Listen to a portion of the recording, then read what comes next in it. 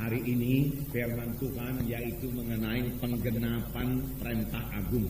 Penggenapan perintah agung. Perintah agung adalah bagi setiap orang percaya, bukan hanya bagi rasul-rasul saja. Jadi semua kita harus terlibat dalam perintah agung, mengambil bagian dalam perintah agung yang diberikan oleh Tuhan Yesus. Apakah perintah agung itu? Saya akan membacakan kepada saudara di dalam Matius 28. Perintah agung yaitu perintah untuk memberitakan Injil. Perintah agung yaitu perintah untuk menjadikan mereka murid Yesus. Dalam Matius 28 ayat 18 sampai 20 saya bacakan kepada saudara. Yesus mendekati mereka dan berkata, "Kepadaku telah diberikan segala kuasa di surga dan di bumi. Karena itu pergilah, jadikanlah semua bangsa muridku, dan baptislah mereka dalam nama Bapa dan Anak dan Roh Kudus. Dan ajarlah mereka melakukan segala sesuatu yang telah kuperintahkan kepadamu. Dan ketahuilah, aku menyertai kamu senantiasa sampai kepada akhir zaman." Markus 16 ayat 15 dan 16. 15 dan 16. Markus 16 ayat 15 dan 16. Mari kita baca bersama-sama. Lalu ia berkata kepada mereka, "Pergilah ke seluruh dunia, beritakanlah Injil kepada segala makhluk. Siapa yang percaya dan dibaptis akan diselamatkan, tetapi siapa yang tidak percaya akan dihukum." Sekali lagi.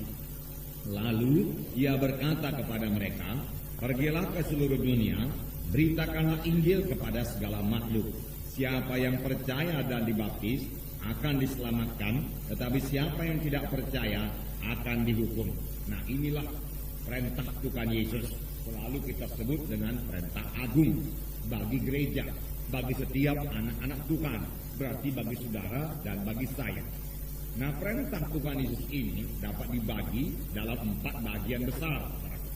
Pertama, beritakanlah Injil. Beritakanlah Injil kepada segala makhluk.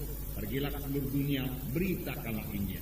Yang kedua, baptiskanlah mereka dalam nama Bapa, Anak dan Roh Kudus. Baptislah mereka dalam nama Bapa, Anak dan Roh Kudus.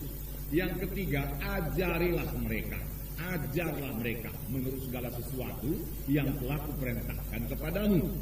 Dari dalam perintah agung ini termasuk pengajaran. Kemudian yang keempat, jadikanlah mereka muridku. Dari sini kita mengerti, saudaraku, bahwasanya penginjilan saja tidak cukup, saudaraku. Dan juga kita mengerti bahwasanya kita yang sudah mendengarkan Injil saja dan diselamatkan juga tidak cukup. Sampai di situ saja, saudaraku. Apakah tujuan Tuhan Yesus dalam hidup kita, yaitu menjadikan kita murid Yesus, saudaraku? Nah, setan sangat menghalangi, saudaraku, perintah agung ini. Bahkan dia mulai menghalangi, saudaraku, penginjilan. Bahkan, saudaraku, setan mulai menghalangi perintah Tuhan Yesus ini. Mulai daripada Tuhan Yesus lahir ke dunia ini, datang ke dunia ini. Setan berusaha membunuh Yesus. Pada waktu itu setan memakai Herodes. Herodes memberikan perintah membunuh semua anak-anak di Betlehem yang usianya di bawah 2 tahun ke bawah. Maksudnya terutama yaitu untuk membunuh Yesus. Tetapi dengan pimpinan Tuhan, berarti Yesus luput daripada pembunuhan ini. Karena pada malam sebelum dibunuh itu, saudaraku, malaikat Tuhan berkata kepada Yusuf, "Bawalah bayi itu ke Mesir." Saudaraku, setan gagal, saudaraku, membunuh Yesus. Tetapi setan masih bekerja terus. Saya tidak membanggakan setan. Ini maksudnya supaya kita bergerak, saudaraku. Saudaraku, setan sampai sekarang masih berusaha, saudaraku, menghalangi, saudaraku, pemberitaan Injil, menghalangi penggenapan perintah agung. Kita semua mengetahui, saudaraku, bahwasanya mustahillah setan itu menang, saudaraku. Mustahillah setan, saudaraku, menggagalkan perintah agung. Mustahil setan menggagalkan penginjilan, saudaraku. Oh, boleh jadi, saudaraku, dia berhasil menggagalkan 1-2 penginjilan. Walaupun pada sidang kita ini, saudaraku, supaya saya melayani, saudaraku, kami melayani sekitar 30 tahun lamanya, saudaraku, belum pernah setan menggagalkan penginjilan, saudaraku.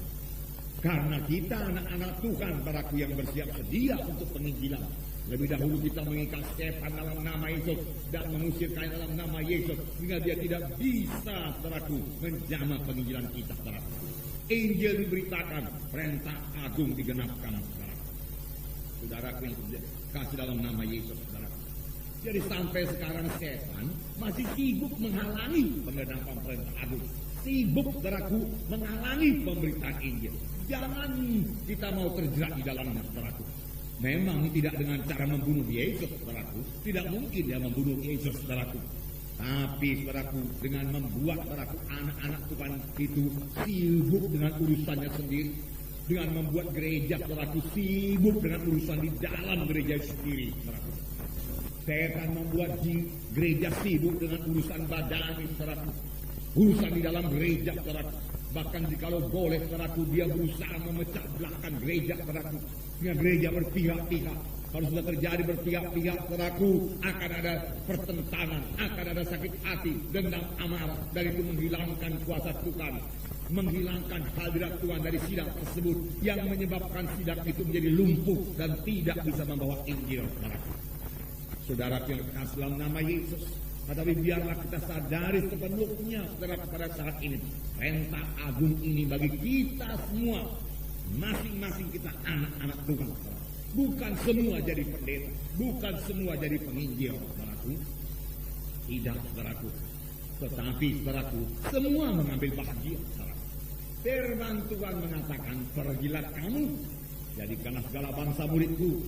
Bergeraklah kamu, jangan tinggal diam. Firman Tuhan berkata, beritakan Injilku, ajarlah mereka itu, jadikanlah mereka itu muridku. Ini perintah Tuhan Yesus, saudaraku. Tidak perlu tunggu-tunggu wahyu lagi daripada Tuhan, saudaraku. Tidak perlu tunggu-tunggu suara daripada Tuhan. Utuslah saya, Tuhan. Aku mau mendengar suaramu lebih dahulu, Tuhan, supaya aku menyerahkan hidupku kepadamu. Tidak perlu. Tuhan Yesus sudah berfirman dalam firman-Nya, pergilah kamu, beritakan Injilku. Ajarlah mereka itu, baptislah mereka itu, jadikanlah mereka itu muridku, muridku. Nah, saudara yang kasih dalam nama Yesus, memang bukan semua jadi pendeta, bukan semua jadi penginjil. Saudara boleh memuridkan jiwa-jiwa yang lebih muda dari saudara. Saudara bisa mengajari jiwa-jiwa yang baru lahir baru supaya dia tetap setia mengikut Tuhan, saudara. Itu termasuk penggenapan perintah agung, saudaraku.